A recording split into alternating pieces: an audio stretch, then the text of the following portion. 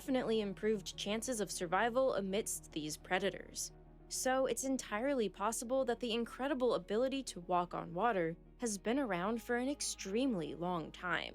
And this survival strategy is still necessary in the modern world, with snakes, predatory birds, and big mammals who would happily snack on a little lizard. They do their best to camouflage, Got but some even the popcorn best and shit. camouflage can sometimes be discovered by the keen eyes of larger birds, the supercharged smell of snakes, and the prowling of mammals that can even see in the dark of the night. And that's when running on water comes in handy. To fully appreciate the miracle of the basilisk lizard being able to You walk know, on you can fuck water, with them in the consider water. how most legged animals walk on land. To describe the gait of terrestrial organisms, biokinematic researchers typically refer to the classic spring mass model. Imagine what it's like when you take a step to walk. After you plant your foot firmly into the ground, notice how your leg flexes ever so slightly before you push off, raise your leg, and prepare to take that next step. This slight flexion can be compared to compressing a spring, priming it for expansion as you bounce off your one leg to propel yourself You forward. getting This scientific on me. bouncing gait is common in many forms of terrestrial locomotion, from the galloping of horses to the hopping of rabbits, and it's a particularly efficient way of moving on land. For the basilisk lizard sprinting across a pond, it's easy to see that this model wouldn't be a good fit. For such a spring system to work, the ground you're walking on needs to provide enough resistance for the spring to push against and be primed. But water is, well, water. Unlike solid ground, it's weak, yielding, and gives to most any kind of pressure that's applied to it. Most limbs that attempt to take a step in the water sink, and those that don't, as is the case for the other water walkers of the animal kingdom, typically have to rely on other mechanisms to stay afloat. The water strider, for example, floats atop the surface with the help of its multiple, extremely long, widespread legs with waterproof hairs. The buoyancy created by these legs can support up to I'm 15 saying, like, what the times the fuck? You insect's talking weight, about a fucking useful lizard users and adaptation shit. for when it's raining and water drops add considerably to their body weight. Waterfowl, like ducks and geese, can also occasionally be seen to be running on the water, but are usually assisted by flight that allows them to just barely skim the water's surface. The basilisk lizard doesn't have any long, buoyant limbs, and unlike some gliding lizards, the basilisk isn't able to glide or fly. So, how does this reptile manage such an incredible task?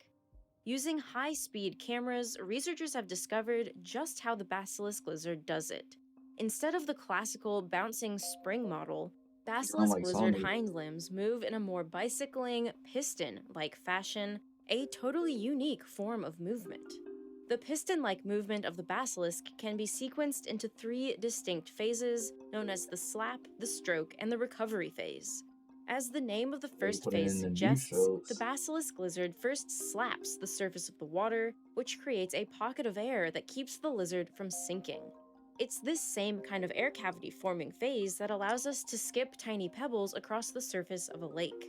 In the stroke phase, the lizard starts to propel itself forward, its leg very quickly digging into the air pocket and kicking back as it pushes off the cavity formed in the slap phase. Then, just before the air pocket collapses and water rushes in to sink the basilisk's leg, the basilisk curls its toes and swiftly pulls its leg out of the air pocket before it breaks, transitioning into the next slap stroke recovery cycle on the other leg. In this sense, basilisk lizards aren't so much water So walkers this as nigga they running are faster than airbenders, fucking, forcing bubbles of yeah. air beneath their feet at each step they take. With movements so quick on a surface so fragile, the basilisk also employs some tactics Maybe to running at light maintain speed. its center of Maybe gravity. running at Mach 7. On the slap phase, the lizard's leg is slightly pushing off towards the midline, while on the stroke phase, the lizard's leg shifts slightly laterally as it tries to right itself. This kind of wobbly transverse movement, coupled with its flailing upper limbs and a long rudder-like tail, helps the basilisk to stay balanced as it dashes across the water and gives it its characteristic goofy, almost clumsy-looking way of running. But is this something that all basilisk lizards can do, from the tiniest ones to the absolutely huge ones? Is Yes. there a point at which its size prevents it from running on water? A group of researchers found that smaller, juvenile lizards were much more successful at running on water than larger adults, so Damn. size clearly plays some role. When they analyzed the gait mechanics required for lizards weighing between 2 grams and 200 grams, they found something interesting. That shit All of them beautiful, nigga. generate more than enough force to I stay need on the me a surface of the lizard. water, but how they move changes. Small lizards can be pretty sloppy with how they move, because at 2 grams, they can generate 225% of the force needed to maintain their center of mass at a constant position. In fact, the researchers say that a 2-gram lizard could carry another lizard of the same size on its back and still easily run across the water. Lizards that weigh 200 grams, on the other hand, only produce just over the amount of force needed to support their body weight.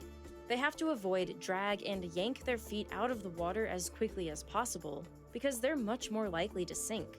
No chance of them carrying a hitchhiker on their backs. Wow. And this brings us to the next question.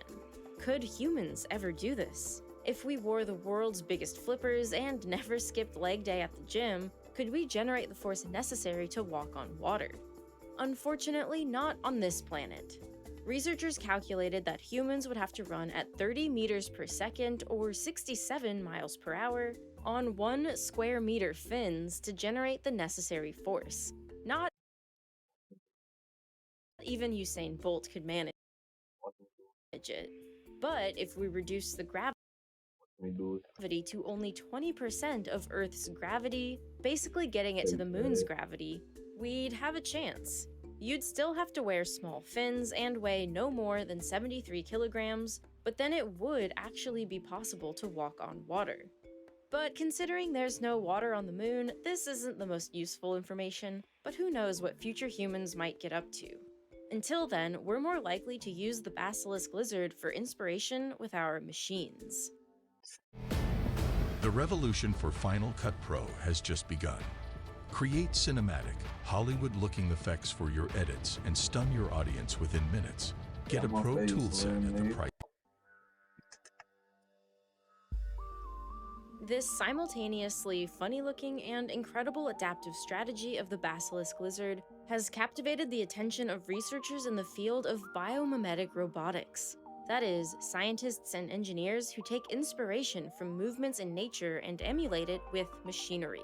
In the context of the basilisk lizard, that means amphibious robots, which are designed to navigate between terrestrial and aquatic environments. While there are already a number of species of amphibious robots coming in all shapes and sizes, many of these rely on wheeled or leg mechanisms that sink into the water, while others, inspired by the water strider, rely more on buoyancy and thus move across the water considerably slower. While useful, these robotic designs don't quite fill in the niche of function that a water-running robot could provide. A fast and highly reliable robot that could transition almost instantly from land to water and back could be incredibly useful for unmanned rescue missions, research into dangerous terrain, more efficient ocean explorations, and maybe eventually the exploration of alien environments. Consider some of the prototype robots inspired by the water-walking basilisk. This blade-type crawler, developed by Yamada and Nakamura, has blade-like legs attached to a conveyor belt-like mechanism around the robot's body. Compared to other approaches to rough terrain, this mechanism allows for a good balance between the high velocity that a wheeled vehicle provides and the adaptability that a legged robot could provide. And unlike its reptile counterpart, this blade crawler wasn't designed for running away. This tiny robot headed straight towards danger as it was field tested to explore volcanic areas of Mount Mihara in Japan. The basilisk-inspired robot didn't disappoint, as it waded seamlessly through small ponds and puddles and demonstrated the potential for unmanned observation of otherwise dangerous sites such as active eruptions. Other projects take the inspiration from nature to the extremes, like this lizard spider octopus jellyfish rolling robot. You heard that right. This robot is envisioned not only to be able to walk on water like the basilisk lizard, but also roll and fold up on top of the water like the golden wheel spider and propel itself underwater just as we see octopus and jellyfish do. And if this wasn't impressive enough, Researchers also hope to have this robot release a swarm of other baby robots, also engineered to mimic some of nature's best water travelers. While this mind-boggling robot was initially designed for the purpose of deep-sea research and ocean object identification, the authors mention that such an alien-looking robot may potentially be suited for out-of-this-world explorations in unpredictable environments beyond Earth. The basilisk lizard is a prime example of how seemingly small scientific curiosities can be transformed into real-world practical applications that have the potential to save lives and provide us with a better understanding of worlds we've never even been to before. Our growing understanding of the basilisk's funky movements has allowed a more analytical approach to recreating this biblical ability, with researchers experimenting with dynamic folding feet and different kinds of rigid and active tails to slowly, hopefully, reach a point where walking on water will be nothing out of the ordinary. But as researchers are starting to realize, manually programming robots to deal with tons of different situations, such as highly variable terrain, from ice to gravel to water to rocks, is time-consuming and also just doesn't work that well. To really unlock the true potential of robots like the Basilisk bot, researchers are starting to use neural networks that allow the robot to learn on its own how to deal with obstacles it faces. This is, without a doubt, the next huge leap in robotics, and it's one that I don't really understand that well. The papers on the subject are dense, and I can only barely wrap my head around what they're saying. But in this line of work, and just as a human in this modern world, I really need to understand how neural networks work. So to learn about this from the ground up, I use Brilliant. Brilliant is a free and easy way to learn math, data science, and computer science interactively. Sponsor. Listen to me. Listen well. You have no enemies. No one does. There are no enemies.